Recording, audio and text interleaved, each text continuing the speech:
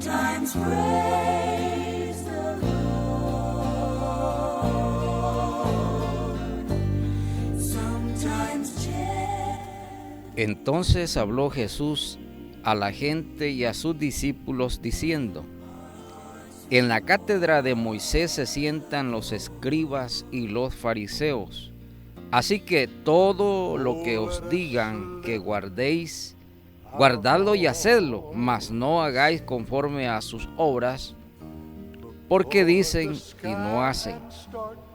Porque atan cargas pesadas y difíciles de llevar y las ponen sobre los hombros de los hombres, pero ellos ni con un dedo quieren moverlas. Antes, hacen todas sus obras para ser vistos por los hombres. Pues ensancha sus filacterias y extienden los flecos de sus mantos, y aman los primeros asientos en las cenas y las primeras sillas en las sinagogas, y las salutaciones en las plazas, y que los hombres los llamen Rabí, Rabí. Pero vosotros no queréis que os llamen Rabí, porque uno es vuestro Maestro, el Cristo, y todos vosotros sois hermanos. Muy bienvenidos. Tengo el grato placer de poderme dirigir a ustedes una vez más. Este es su programa Cristo a tu puerta. Muy bienvenidos una vez más a cada uno de ustedes. Debo y quiero saludarles con todo el afecto del mundo, especialmente a ustedes, amigos, por quienes es el propósito al que está dirigido el mensaje del Evangelio. Por supuesto, a cada uno de ustedes también, hermanos en la fe, creyentes de las diferentes iglesias y congregaciones. Cada uno de ustedes, obreros locales, maestros de escuela bíblica, siervos del Señor, pastores y ministros del Evangelio. Una vez más quiero compartir con ustedes para darle continuidad al mensaje que comenzamos a exponer el día martes anterior, respecto del capítulo 23, ahora del versículo 1 al 8, el cual hemos leído.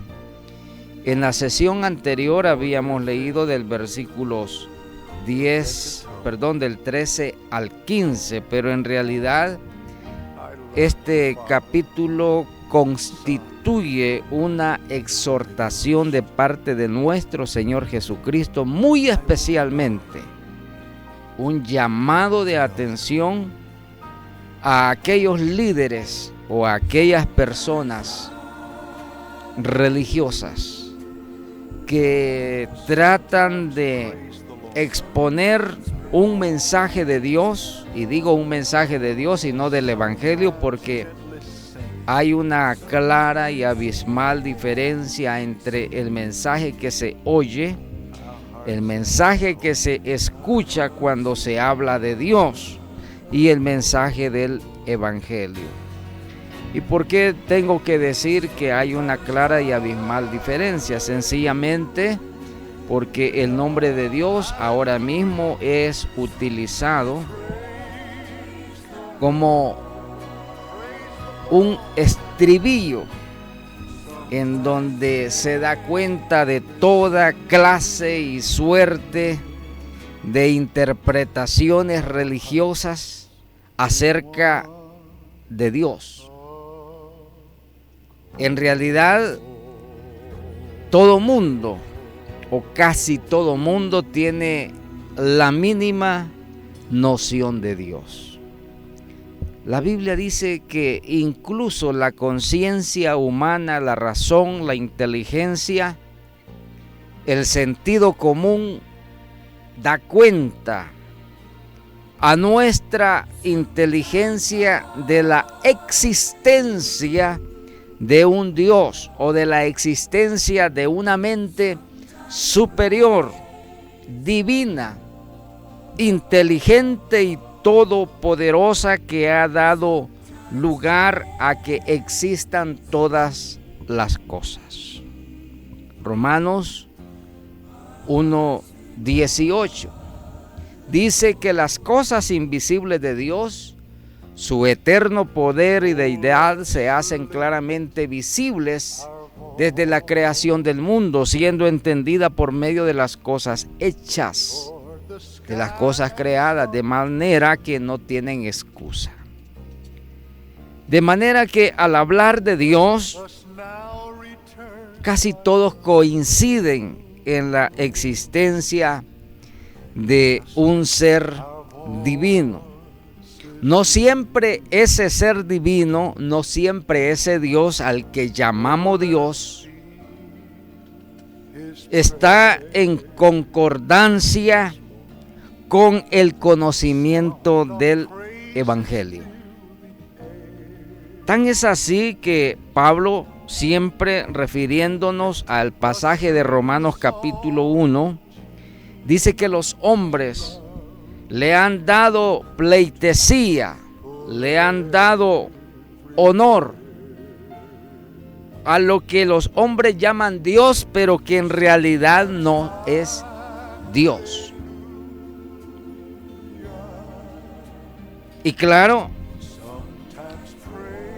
el hombre a través de la religión se ha encargado de poder atiborrar de una confusión al ser humano, que lo ha llevado a una postración espiritual tan degradante que incluso los hombres llaman Dios a seres imaginarios, a cualquiera cosa muerta, inerte, que no tiene vida, pero que en el uso de su vanidad humana le atribuyen facultades y características divinas a lo que no merece ser llamado Dios.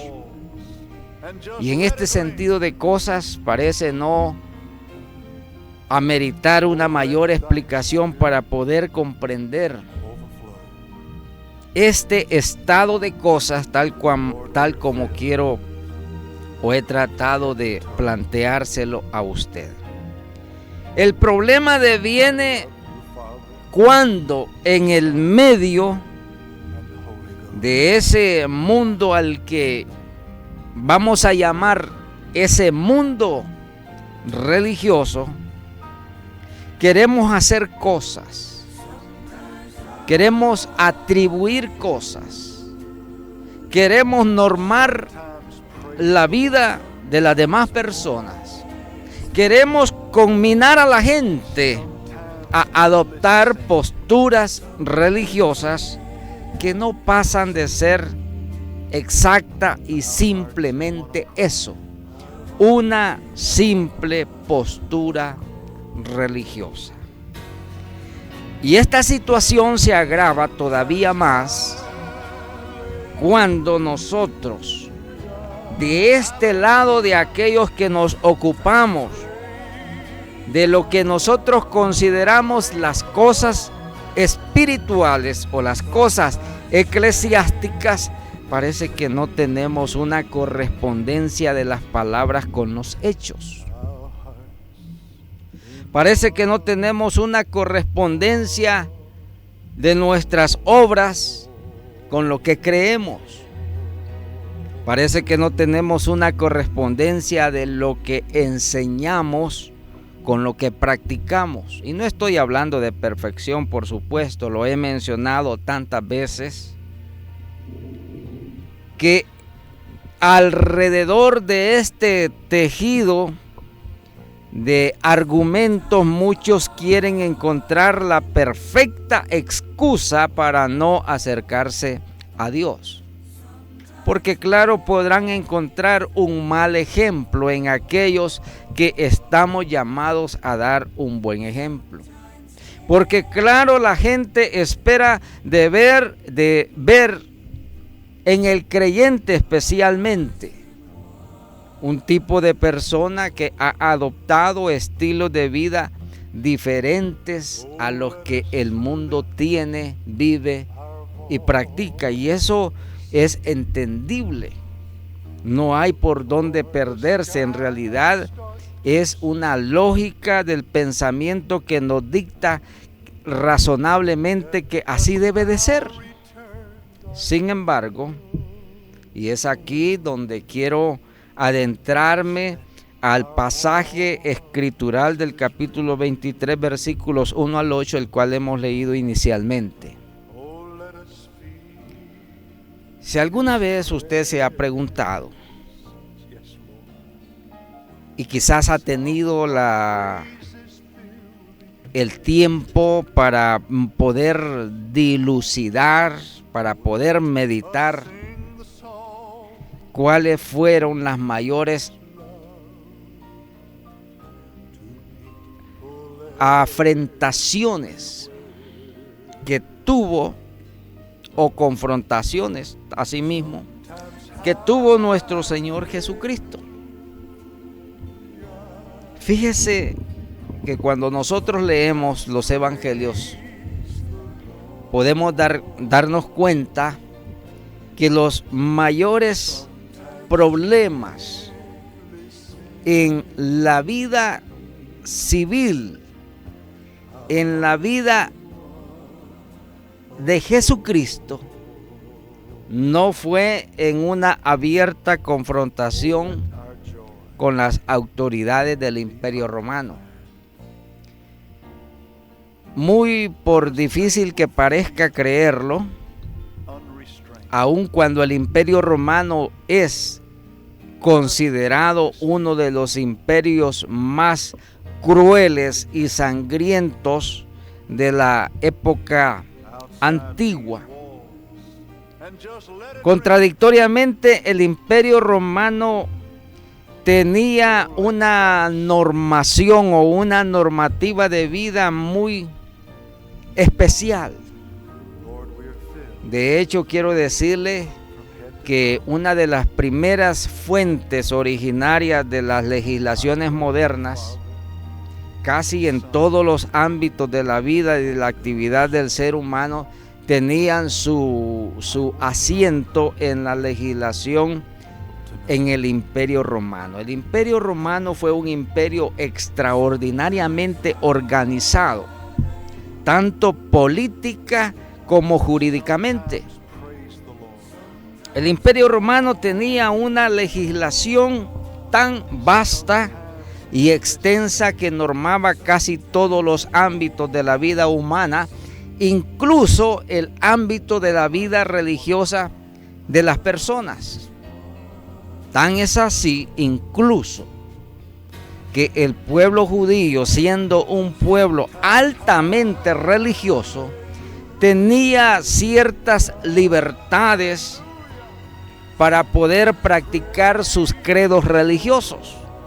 En realidad, el Imperio Romano no tenía mayor incidencia en la vida religiosa de las personas, salvo aquellos aspectos en donde estaba legislado, en donde en un momento, en un estadio del imperio, se combinaba a las personas a adorar la figura de los césares romanos, pero salvo raras excepciones, el pueblo en términos generales tenía una libertad bastante amplia para poder practicar sus credos religiosos, incluyendo a aquellos pueblos que habían sido dominados o esclavizados por el imperio. Entre estos pueblos estaba el pueblo judío.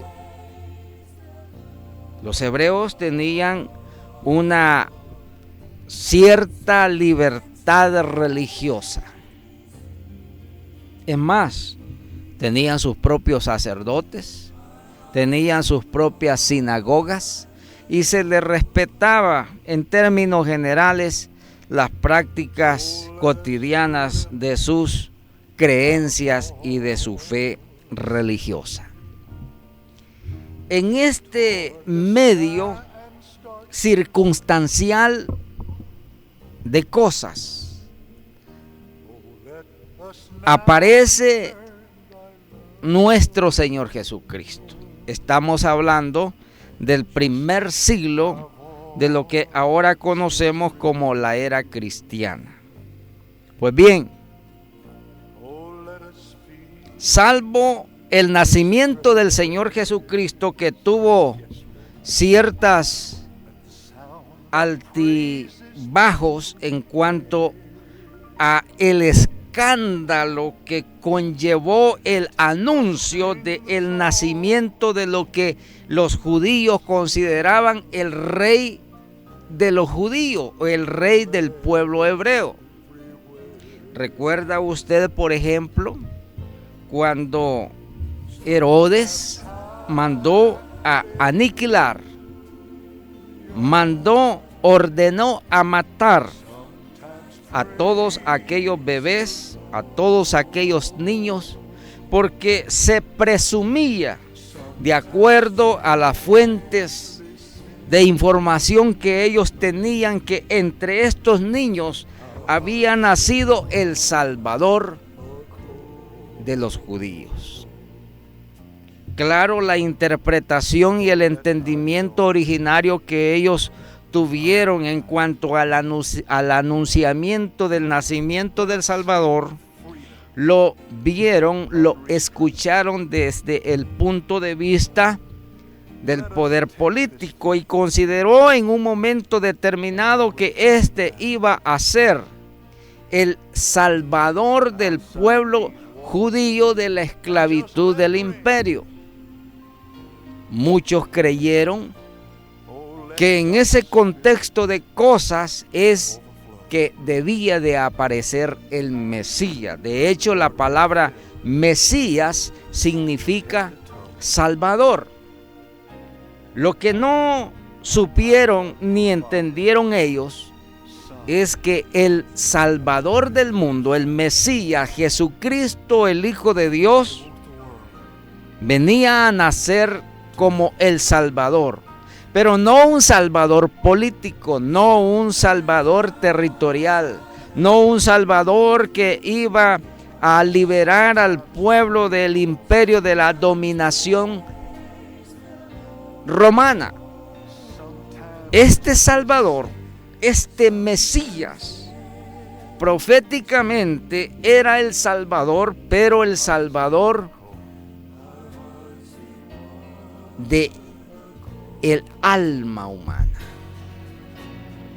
El Salvador, el Mesías, el liberador del pecado, el liberador de la esclavitud y el dominio de las fuerzas del infierno.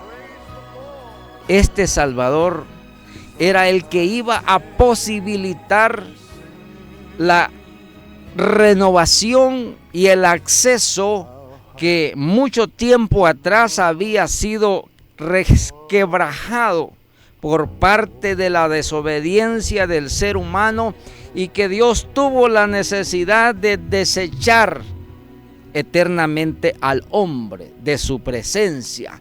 Pero habiendo venido Jesucristo y más posteriormente habiendo ofrendado voluntariamente su vida en la cruz, el hombre pudo tener una vez más el perdón de Dios y la posibilidad de constituirse, según las palabras bíblicas, en ser llamados hijos de Dios. Pues bien, en este estado de cosas, decía, aparece el Mesías. E inicialmente, cuando tuvo esta situación de peligro de su vida y su integridad física, no aparece más detalles en la Biblia acerca de la vida civil de nuestro Señor Jesucristo, sino hasta más tarde, cuando comienza o se inicia su ministerio eclesiástico en la tierra. Es decir, a la altura de 30 años de edad aproximadamente, Jesús comienza su ministerio, y de eso encontramos registros en todos y cada uno de los evangelios de la palabra de Dios. Adelantando en este estado de cosas, Curiosamente, y por eso decía, quizás usted ha tenido la posibilidad de meditar y de recapitular un poco acerca de cuáles fueron aquellas desavenencias que tuvo Jesucristo en su vida personal, en su vida eclesiástica, en su vida ministerial. Sorpréndase usted, pero los mayores problemas y más posterior, los peligros más acechantes, tanto a su ministerio como a su misma integridad y seguridad física, fueron los religiosos. Debo de decirle, con todo respeto, por supuesto, si hay un grupo de personas o si hay una persona de la cual usted debe de tener muy especial cuidado, es de las personas religiosas. Las personas religiosas son un verdadero peligro para su salvación.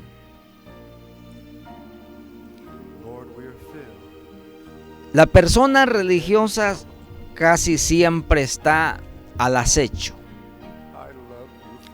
No está tan pendiente de su vida como devoto, fiel y seguidor o discípulo de Cristo, no. El religioso siempre está pendiente de usted. Sí, está pendiente de usted, pero no para consolarlo. No está pendiente de usted para animarlo. No está pendiente de usted para confortarle, para darle palabras de esperanza. No está pendiente de usted para ayudarle en las circunstancias difíciles de su vida y su carrera cristiana. No. El religioso no está pendiente de usted para quererlo llevar y conminar a la presencia de Dios. No.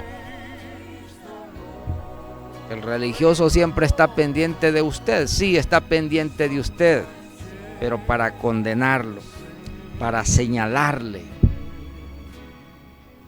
para decirle en palabras, según ellos, las verdades que usted se merece escuchar.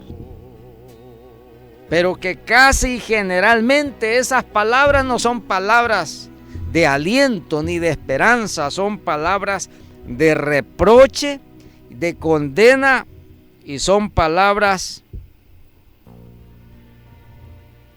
que en términos generales lo desaniman de su vida espiritual. Por eso en el mensaje anterior del martes de esta semana que estamos, siempre leyendo el capítulo 23 de San Mateo, Jesús les decía: ay de vosotros, escribas y fariseos hipócritas, una y otra y otra y otra y otra vez. Ay de vosotros, escribas y fariseos hipócritas. Ay de vosotros, escribas y fariseos hipócritas. Ay de vosotros, escribas y fariseos hipócritas. Y le señalaba al Señor: porque ustedes hacen esto, hacen esto, hacen esto, hacen lo otro, pero olvidan cosas básicas y elementales de la comunión cristiana. Olvidan cosas básicas y elementales de la comunión de Dios, del hombre con Dios. Y olvidan cosas básicas y elementales de la relación personal que cada uno de nosotros debemos de tener delante de Dios. Digo una vez más, Si hay una persona o una clase de personas de las cuales usted debe de alejarse, debe de desprenderse, es de las personas religiosas.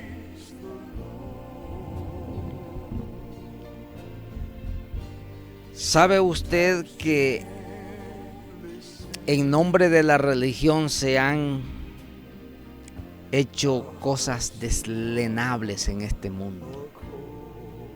¿Sabe usted que en nombre de la religión se han hecho cosas terribles a través de la historia? ¿Sabe usted que en nombre de la religión se han matado millones de personas? ¿Sabe usted que en nombre de la religión se han constituido campañas milenarias o centenarias de persecución a personas que difieren del pensamiento religioso que ellos quieren obligar a los demás a observar según sus propios criterios? ¿Sabe usted que en nombre de la religión se acecha la tranquilidad de las personas? Se amenaza, se devora, se intranquiliza, se condena, se señala y se hacen tantas y tantas y tantas cosas reprochables. Por eso Jesús decía a los escribas y fariseos allá en los versículos del versículo 13 en adelante: ustedes hacen doblemente más hijos del infierno a las personas, porque constituyen un verdadero estorbo para los demás, porque ni entran ustedes al cielo, ni permiten, no dejan que las demás personas entren también. ¿Por qué? Porque el religioso se ha diseñado un sistema de filtros que no son divinos, son filtros humanos, son filtros dogmáticos, son filtros ortodoxos de la liturgia practicante que ellos llevan adelante y quieren que los demás también las observen. Si usted cree que estoy exagerando,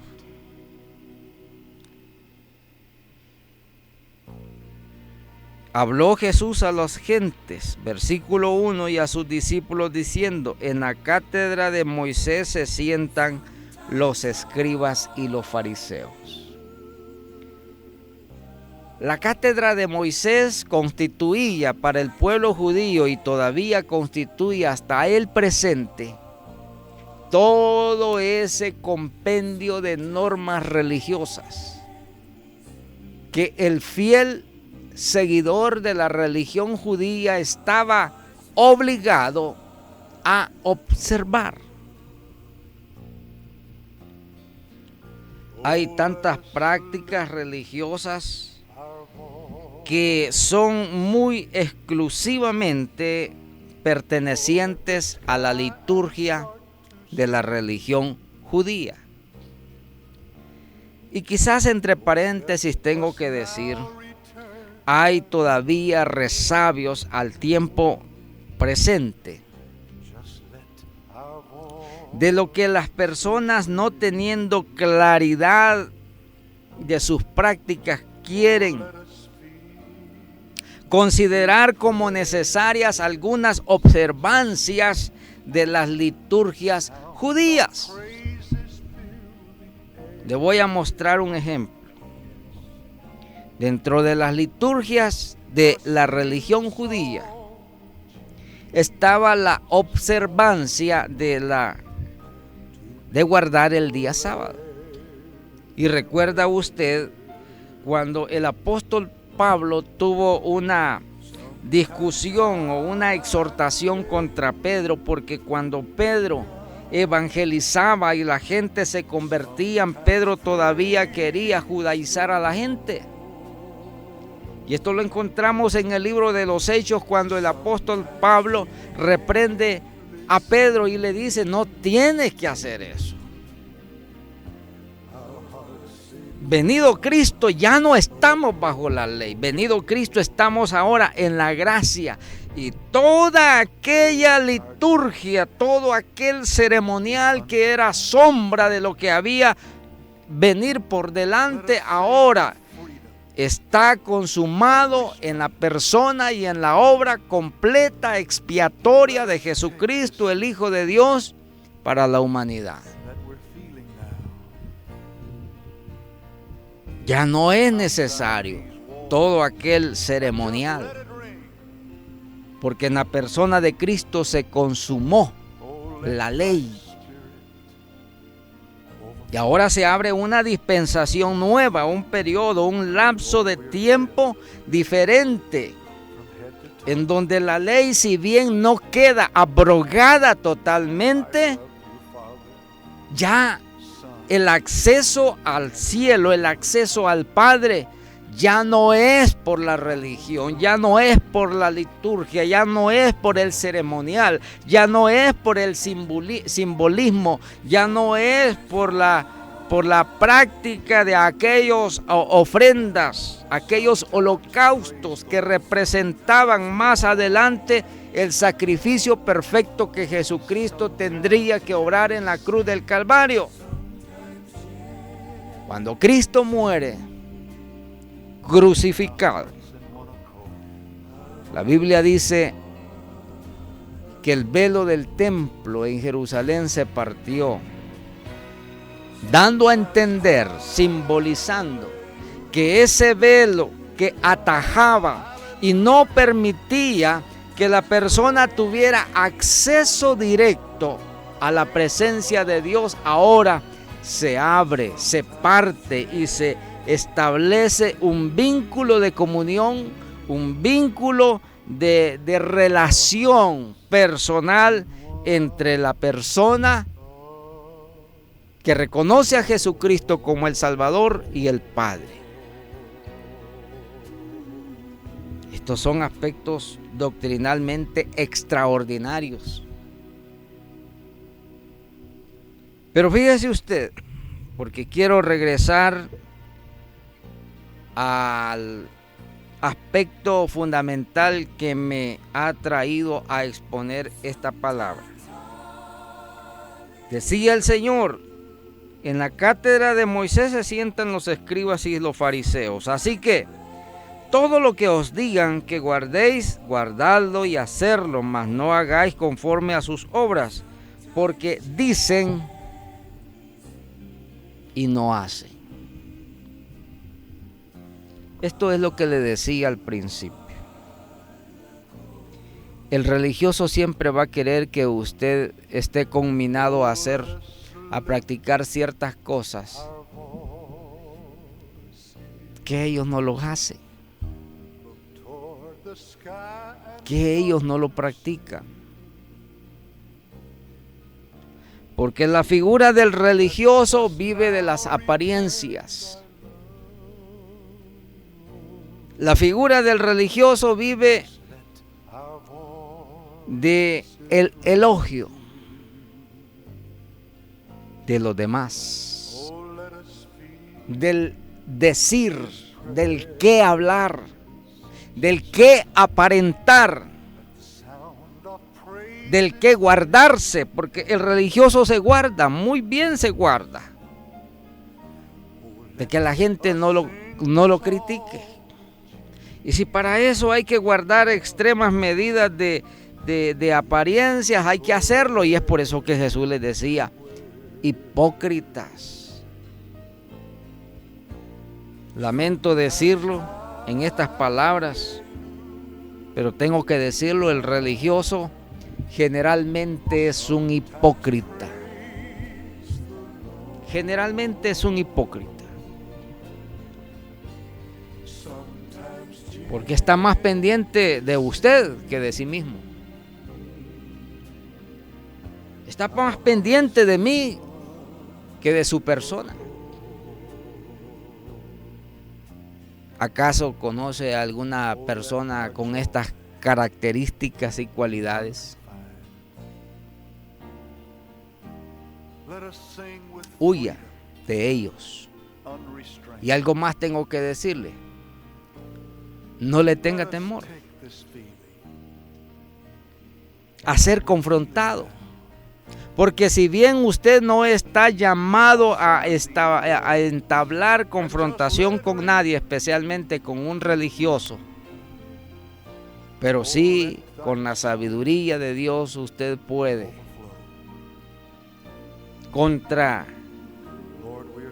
argumentar toda especie y mal de habladuría en contra de la gracia, porque el religioso siempre va a estar en confrontación con la gracia.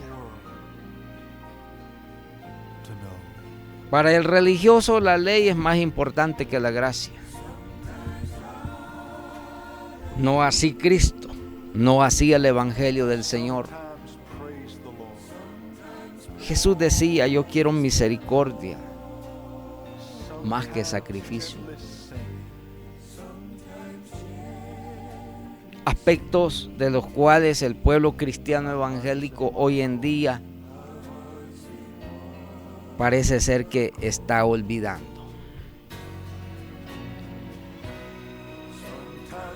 Así que todo lo que os digan que guardéis, guardadlo y hacedlo, mas no hagáis conforme a sus obras, porque dicen y no hacen, porque atan cargas pesadas y difíciles de llevar, y las ponen sobre los hombros de los hombres, pero ellos ni con un dedo quieren moverlas.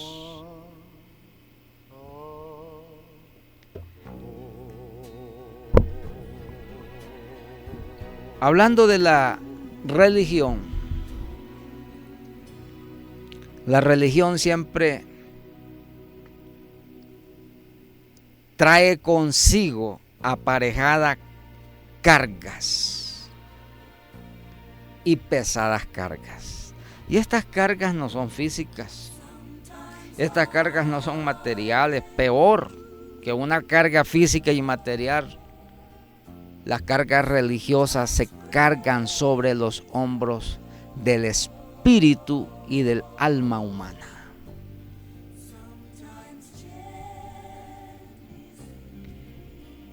¿Sabe usted que cuando la palabra de Dios dice: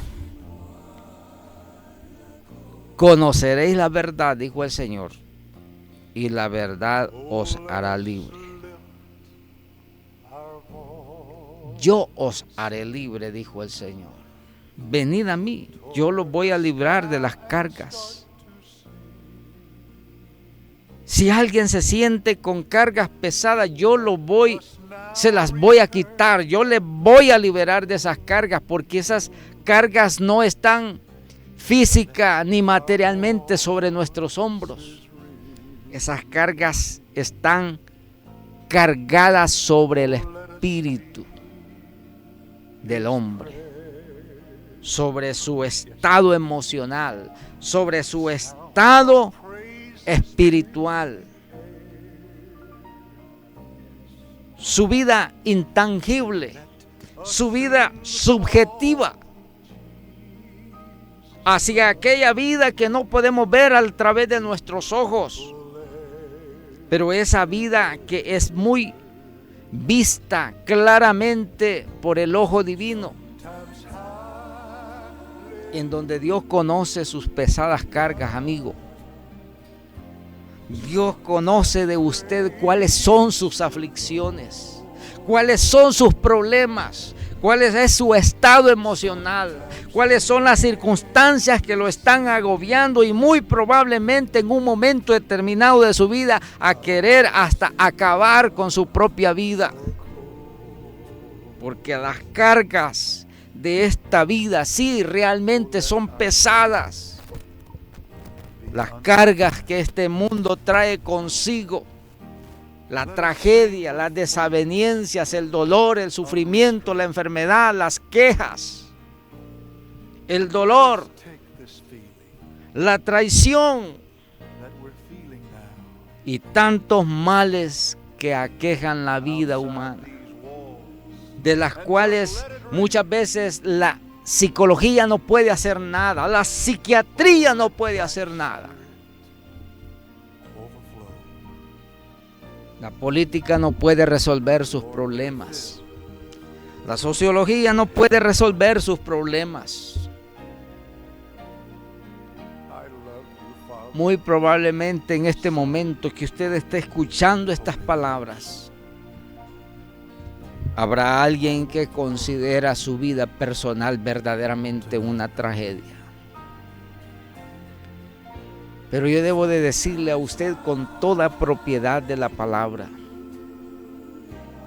si la religión le ha fallado, si la religión le ha mentido, si el líder, el caudillo, si el religioso no ha podido ayudarle a usted, hay alguien que le puede ayudar, que quiere suavizar sus cargas, que quiere suavizar sus penas, que quiere suavizar sus tragedias personal. ¿Sabe quién es? Es Jesús.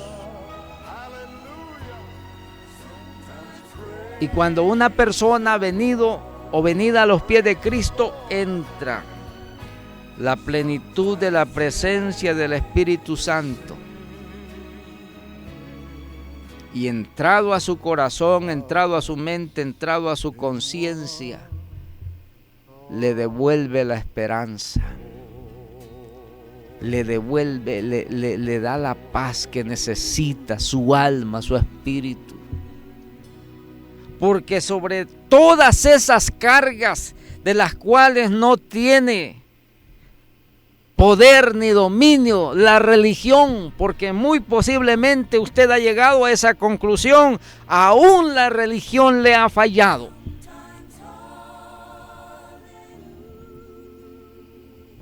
Pero debo de decirle, Cristo no falla. Jesús dijo, vengan a mí todos los que están trabajados y cargados. Yo los voy a hacer descansar. Y cuando usted venida a la presencia de Dios, muy posiblemente usted, hermano, ha tenido esta experiencia que atiborrada de tantas situaciones de su vida, postrada delante de la presencia de Dios, usted ha descargado sus penas.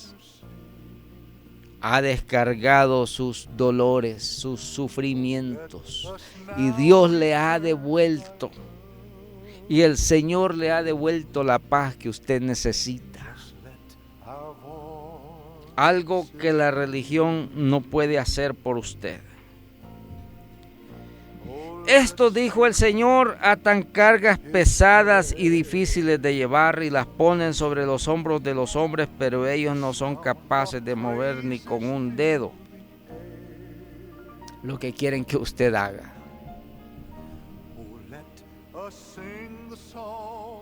Tengo que decirle algo.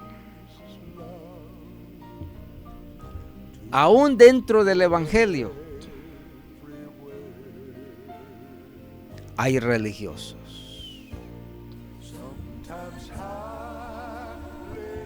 Y los religiosos son muy fáciles de identificar. En realidad no merecen mayor estudio cuando nosotros estamos o podemos estar frente a un religioso.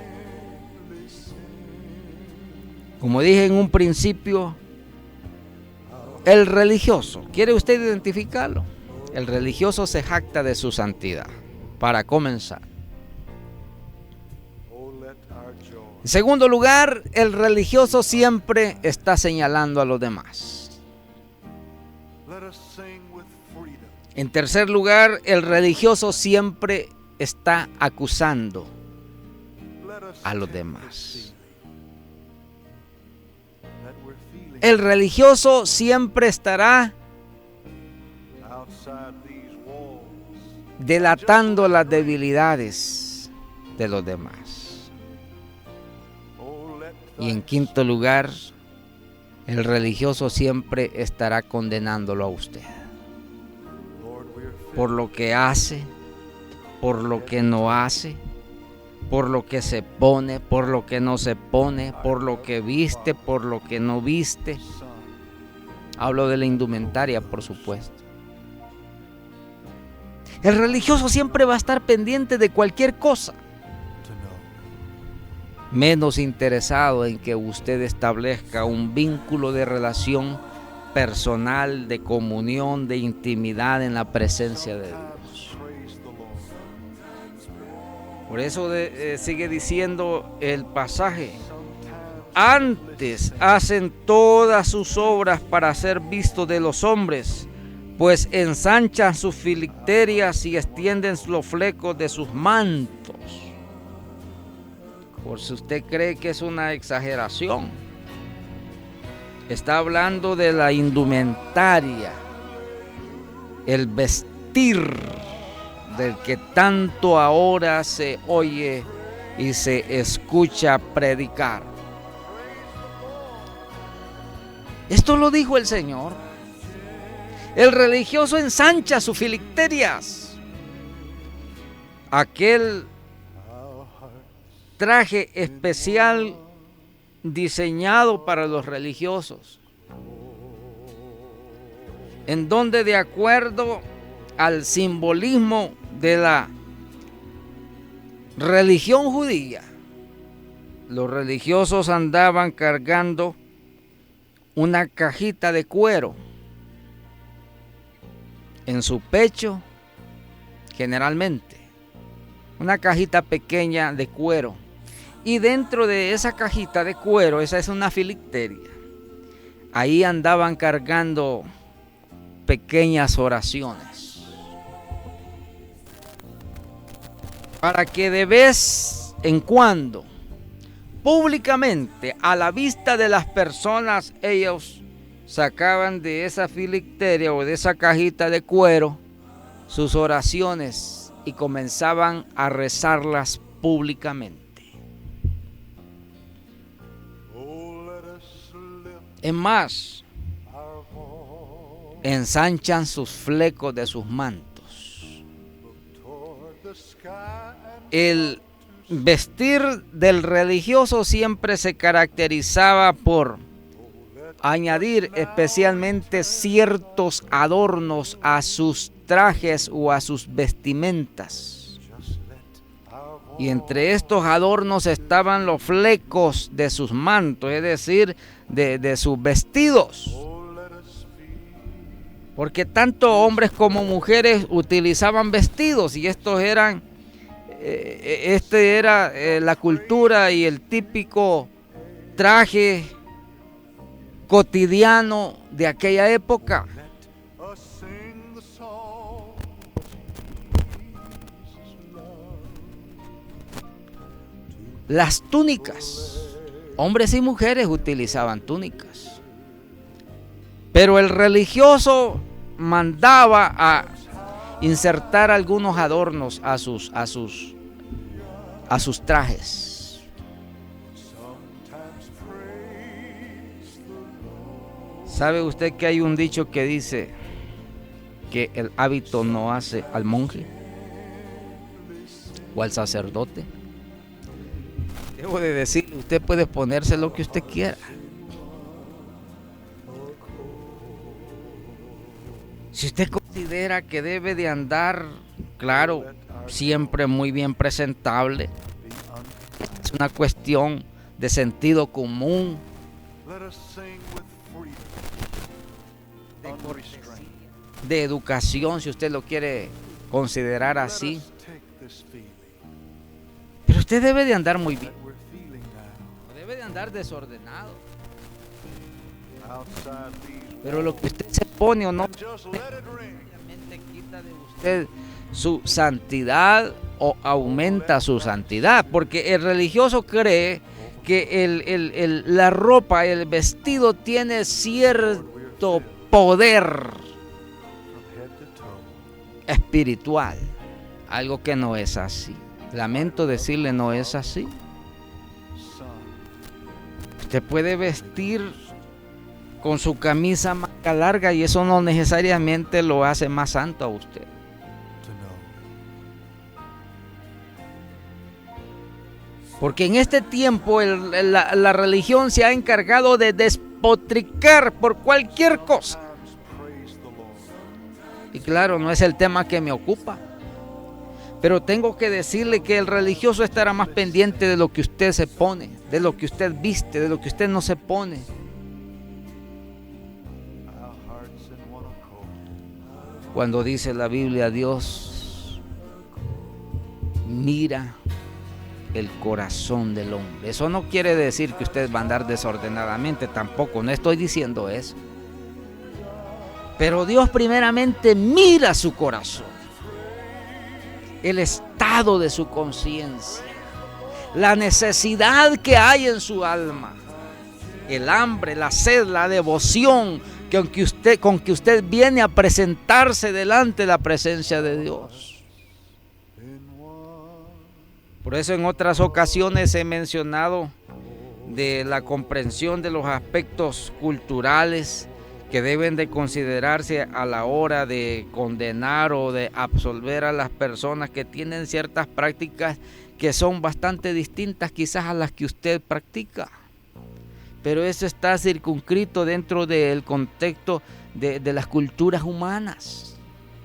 Y esto hay que entenderlo para no llegar a confusiones. Termino. Versículo 6 dice el Señor: y aman los primeros asientos en las cenas y en las primeras sillas en las sinagogas. ¿Para qué cree usted? Para ser vistos de la gente. Para que la gente los admire, los aplauda, los elogie. Y las salutaciones en las plazas y que los hombres los llamen rabí, rabí. ¿No le parece a usted algo parecido con lo que está sucediendo hoy en día? El religioso es ávido de títulos nobles, religiosos especialmente. Ya no se conforma con que le digan siervo de Dios, ya no se conforma con que le digan obrero, ya no se conforma que le digan pastor, ya no se conforma con que le digan ministro, no, hoy quiere ser apóstol. Y hay una epidemia de apóstoles por todas partes y profetizas.